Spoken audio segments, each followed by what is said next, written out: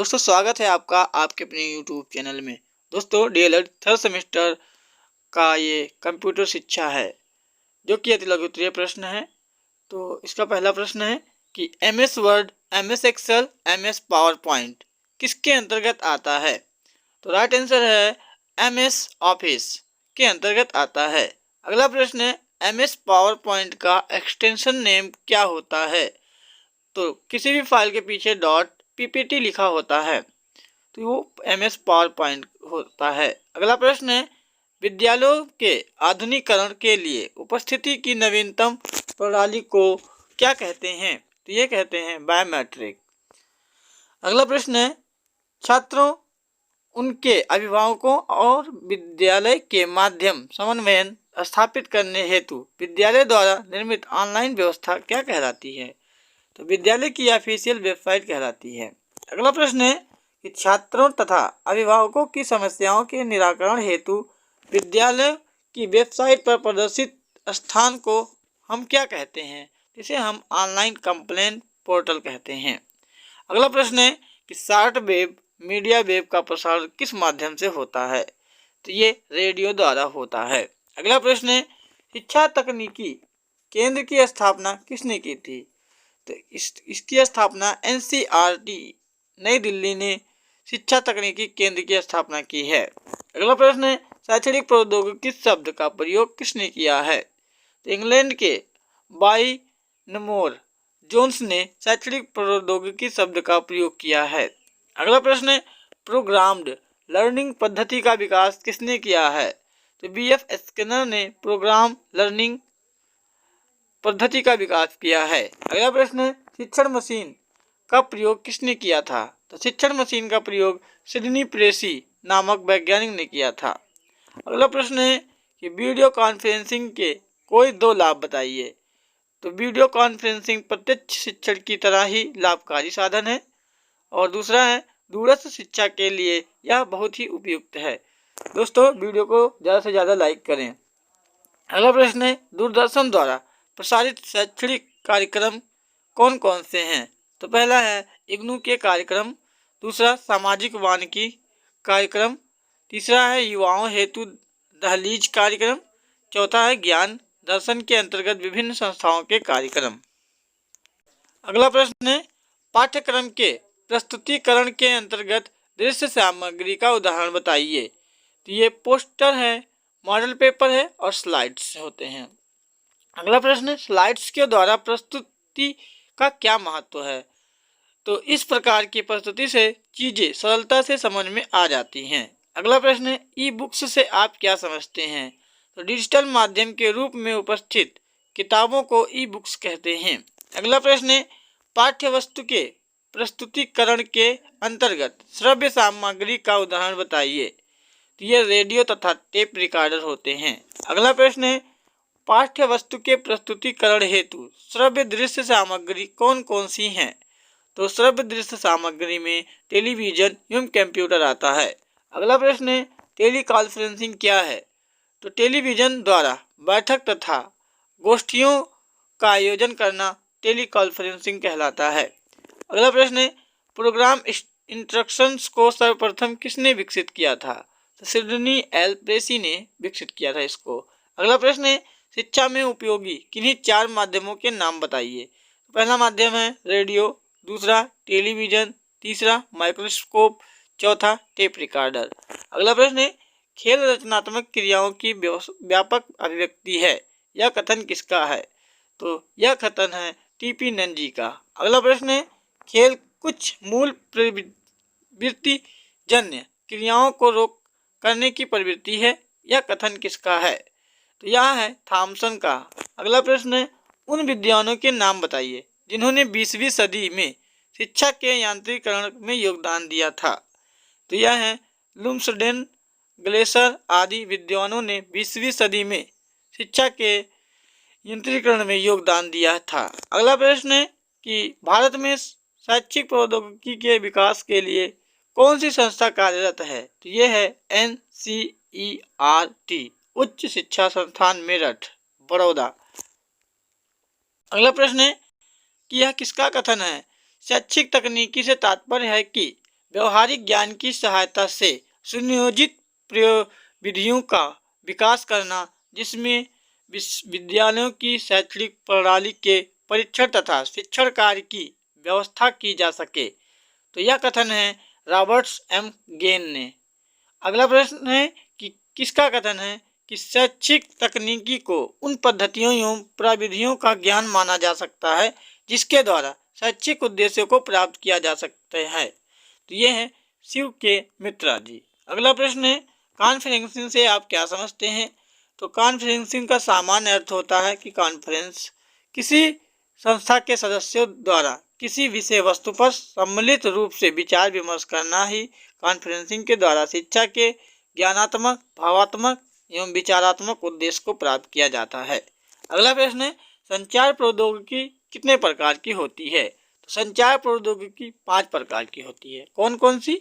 मौखिक अभिव्यक्ति, मुद्रित प्रणाली और रेडियो प्रसारण, दूरदर्शन और इंटरनेट, इन सभी माध्यम हैं। अगला प्रश्न है कि संचार प्रौद्योगिकी से आप क्या समझते हैं। तो सूचनाओं का तीव्र गति से यांत्रिकरण, एकत्रीकरण, प्रस्तुतिकरण, व्यवस्थापन, संचरण तथा प्रसारण करने वाली तकनीकी ही संचार प्रौद्योगिकी कहलाती है। अगला प्रश्न है कि मौखिक अभिव्यक्ति के 2 साधन कौन से हैं। तो एक है लाउड स्पीकर, दूसरा मोबाइल। अगला प्रश्न है कंप्यूटर का आविष्कार किसने किया था। तो कंप्यूटर का आविष्कार चार्ल्स बेबेज ने किया था। अगला प्रश्न है संचार किसे कहते हैं अथवा संचार से आप क्या समझते हैं। तो संचार से तात्पर्य अपने विचारों को पत्र, टेलीफोन आदि माध्यमों द्वारा दूसरों तक पहुंचाना संचार कहलाता है। अगला प्रश्न है कि अनुबोधन किसे कहते हैं। तो छात्र किसी फ्रेम को पढ़ कर शुद्ध उत्तर देने में समर्थ नहीं होते हैं। ऐसी स्थिति में छात्र से सही उत्तर निकलवाने हेतु उद्दीपकों का सहारा लेते हैं, इसे हम अनुबोधन कहते हैं। अगला प्रश्न है अनुक्रिया किसे कहते हैं। जब कोई छात्र पूछे गए प्रश्नों को समझकर उसका उत्तर अपनी उत्तर पुस्तिका में लिखता है तो उसे अनुबोधन कहते हैं। अगला प्रश्न है कि सीडी का पूरा नाम क्या है। तो सीडी का पूरा नाम है कॉम्पैक्ट डिस्क। अगला प्रश्न है रोम का पूरा नाम बताइए। तो रीड ओनली मेमोरी है पूरा नाम। अगला प्रश्न है प्रौद्योगिकी से आप क्या समझते हैं। तो प्रौद्योगिकी विज्ञान की व्यवहारिक एवं प्रायोगिक विधि है। अगला प्रश्न है कि सर्वर का क्या अर्थ है। तो सर्वर सेवकों का नेटवर्क है जो सेवकों को जोड़ने तथा सूचना का आदान प्रदान करने का कार्य करती है। अगला प्रश्न है सर्च इंजन क्या होता है। तो सर्च इंजन एक सॉफ्टवेयर होता है जो यूजर द्वारा दिए गए निर्देशों के आधार पर इंटरनेट पर खोजकर डाटा प्रदान करता है। अगला प्रश्न है डीबीएमएस का पूरा नाम बताइए। तो डीबीएस का पूरा नाम है डाटाबेस मैनेजमेंट सिस्टम। अगला प्रश्न है हैकर क्या है, इसे लिखिए। तो जो व्यक्ति किसी कंप्यूटर सिस्टम के माध्यम से किसी अन्य कंप्यूटर सिस्टम की प्रक्रिया संचालन को अपने वश में कर लेता है तथा कंप्यूटर के सुरक्षा घेरे को तोड़ देता है, उसे हम हैकर्स कहते हैं। अगला प्रश्न है कंप्यूटर शिक्षा का क्या अर्थ है। तो कंप्यूटर की शिक्षा ने व्यक्ति के सामान्य कार्यों को करने की क्षमता में अभिवृद्धि कर दी है। जो कार्य पहले 20 व्यक्तियों द्वारा 10 दिन में किया जाता था वह केवल 2 व्यक्तियों कंप्यूटर के माध्यम से 1 घंटे में कर सकते हैं। अगला प्रश्न है सूचना के कोई 2 गुण बताइए। सूचनाएं विश्वसनीय एवं वैध होनी चाहिए। दूसरा है सूचनाओं में पूर्णता होनी चाहिए। अगला प्रश्न है भारत में इंटरनेट सेवा का विकास कब हुआ था। तो भारत में इंटरनेट सेवा का विकास वर्ष 1995 में हुआ था। अगला प्रश्न है कि इंटरनेट के प्रमुख भाग कौन कौन से हैं। तो इंटरनेट के प्रमुख भाग इस प्रकार से हैं मुख्य कंप्यूटर, टेलीफोन, मॉडेम, नेटवर्क, उपग्रह संचार और केबल नेटवर्क। अगला प्रश्न है प्रोटोकॉल क्या होता है। तो प्रोटोकॉल नियमों तथा निर्देशों का एक समूह होता है जो कंप्यूटर पर किसी भी कार्य को करने के लिए आवश्यक है। अगला प्रश्न है कि शिक्षा रेडियो की विशेषता का वर्णन बताइए। शिक्षा रेडियो की विशेषताएं निम्न हैं। पहला है अधिगम में सरलता, और दूसरा है पहुंच में आसान, और तीसरा सीधा अनुदेशन, चौथा है विचार शक्ति में वृद्धि, और पांचवा है प्रेरणा सुविधा। अगला प्रश्न है शैक्षिक दूरदर्शन के कोई दो उद्देश्य लिखिए। तो शैक्षिक दूरदर्शन के उद्देश्य निम्न है। पहला है विद्यार्थियों द्वारा नवीन विचारों को ग्रहण करना होता है। दूसरा है बालकों द्वारा प्राणी तथा वन्य जीवन में रुचि लेना। अगला प्रश्न है भारत के कलकत्ता एवं दिल्ली रेडियो स्टेशन का उद्घाटन कब हुआ? तो कलकत्ता एवं दिल्ली रेडियो स्टेशन का उद्घाटन 26 अगस्त 1927 तथा जनवरी 1935 में हुआ था। अगला प्रश्न है संचार किस प्रकार की प्रक्रिया है? संचार निरंतर चलने वाली एक प्रक्रिया है। अगला प्रश्न है कि संचार की प्रमुख बाधाएं कौन कौन सी हैं? तो पहली है भौतिक बाधाएं, दूसरी व्यक्तिगत व सामाजिक बाधाएं, तीसरा है भाषा संबंधी, चौथा है संगठनात्मक बाधाएं। अगला प्रश्न है इंटरनेट जोड़ने के लिए 4 आवश्यक युक्तियों के नाम बताइए। तो पहला टेलीफोन, दूसरा मॉडेम, तीसरा है केबल नेटवर्क, चौथा है कंप्यूटर। अगला प्रश्न है मॉडेम क्या है? तो मॉडेम मॉड्यूलेटर तथा डीमॉड्यूलेटर उपकरण का आधुनिक यंत्र है। यह मॉड्यूलेशन तथा डीमॉड्यूलेशन दोनों प्रकार की प्रक्रिया कर सकता है। यह एक ऐसी युक्ति है जो किसी आंकिक सूचना को मॉड्यूलेट करके एनालॉग रूप में भेजती है तथा जो एनालॉग प्रारूप में इसे सिग्नल प्राप्त होता है उसे ही हम मॉड्यूलेट करके डिजिटल रूप में ग्रहण करते हैं। यह किसी संचरण के माध्यम तथा आंकिक मशीन के माध्यम संचार स्थापित करने हेतु आवश्यक अवयव है। अगला प्रश्न है गेटवे से क्या तात्पर्य है? तो गेटवे ऐसा उपकरण को कहते हैं जो OSI मॉडल के सभी 7 लेफ्टों पर कार्य करते हैं। गेटवे को प्रोटोकॉल कन्वर्टर भी कहा जाता है। अगला प्रश्न है URL का पूरा नाम लिखिए। तो URL का पूरा नाम है यूनिफॉर्म रिसोर्स लोकेटर। अगला प्रश्न है WLL का पूरा नाम क्या है? तो वायरलेस लोकल लूप होता है। अगला प्रश्न है इंटरनेट रियल चैट क्या होता है? तो इस सुविधा के माध्यम से एक व्यक्ति एक ही समय में हजारों लोगों से कंप्यूटर के द्वारा संचार कर सकता है। अगला प्रश्न है कि शैक्षिक संस्थान संबंधी किन्हीं 2 वेबसाइट के नाम बताइए। एक है www.bdrrao.ac.in। अगला प्रश्न है www.ncrt.com। अगला प्रश्न है दूरस्थ शिक्षा का एक कार्य बताइए। तो यह शिक्षा सेवारत अभिव्यक्तियों के लिए नई शिक्षा नीति के माध्यम विभिन्न आयामों का स्थापित करती है। अगला प्रश्न है ओवर हैंड प्रोजेक्ट की एक उपयोगिता बताइए।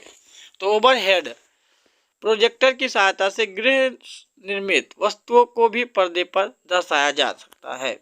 अगला प्रश्न है कि ओवरहेड प्रोजेक्टर के कौन कौन से भाग होते हैं? इसमें कैबिनेट होता है, प्रोजेक्शन लेंस होता है, और ठंडा करने की व्यवस्था होती है, फोकस व्यवस्था होती है, एपिडायस्कोप होता है।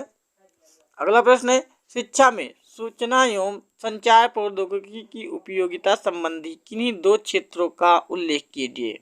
तो पहला है शैक्षिक नीति निर्धारण में, दूसरा शैक्षिक सूचना संवहन में। अगला प्रश्न है इंटरनेट के मुख्य भाग कौन से हैं?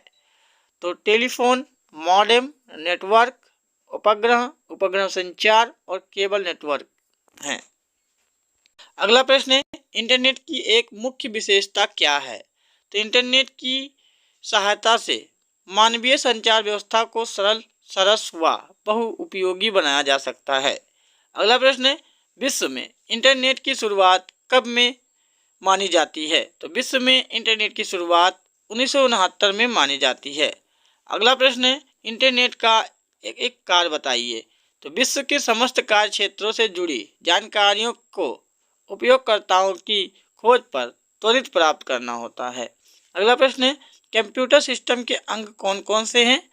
तो कंप्यूटर सिस्टम के निम्नलिखित 5 प्रमुख अंग होते हैं। पहला होता है कंप्यूटर डाटा, दूसरा कंप्यूटर हार्डवेयर, तीसरा कंप्यूटर प्रयोगकर्ता, चौथा है कंप्यूटर सॉफ्टवेयर और पांचवा है गाइडलाइंस एवं विधियां।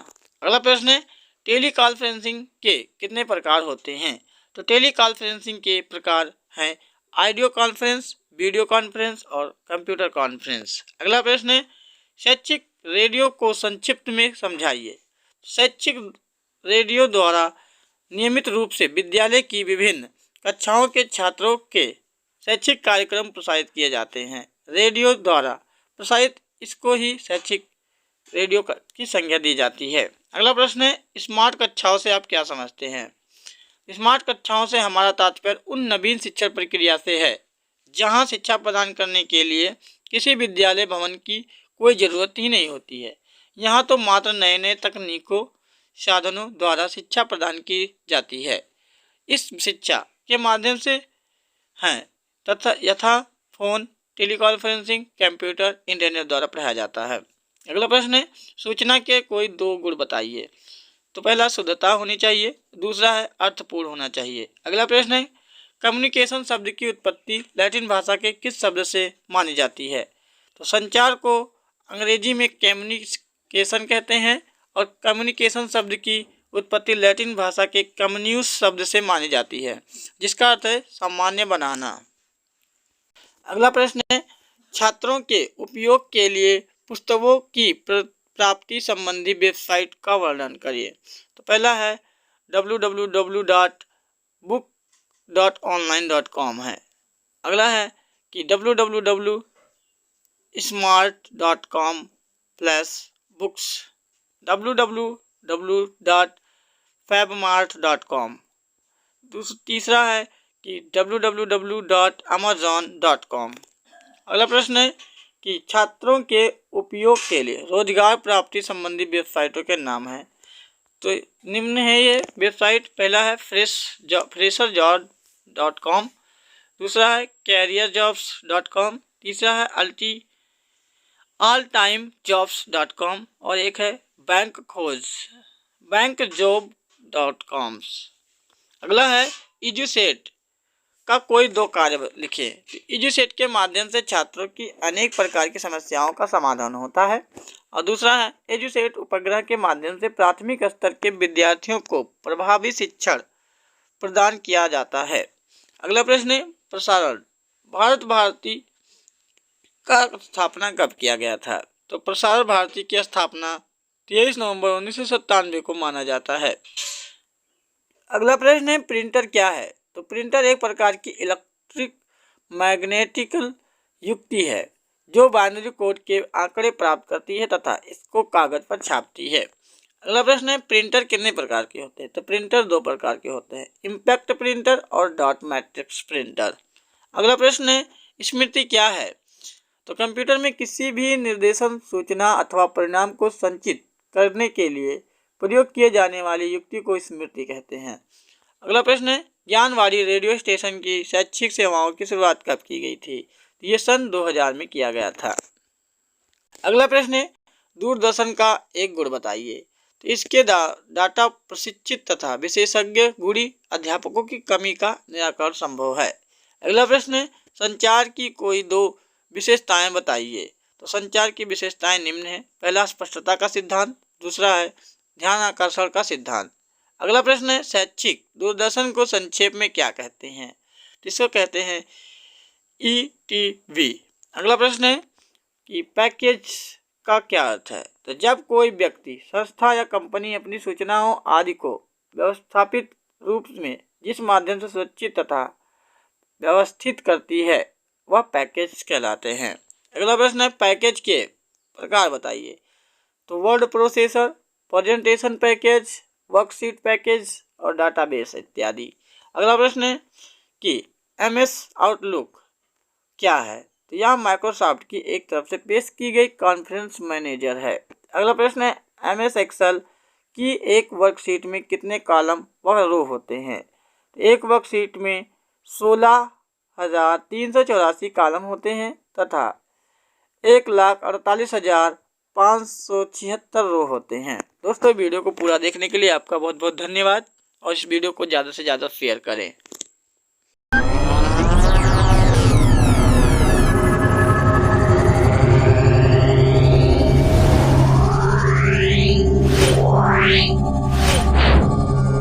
Meow.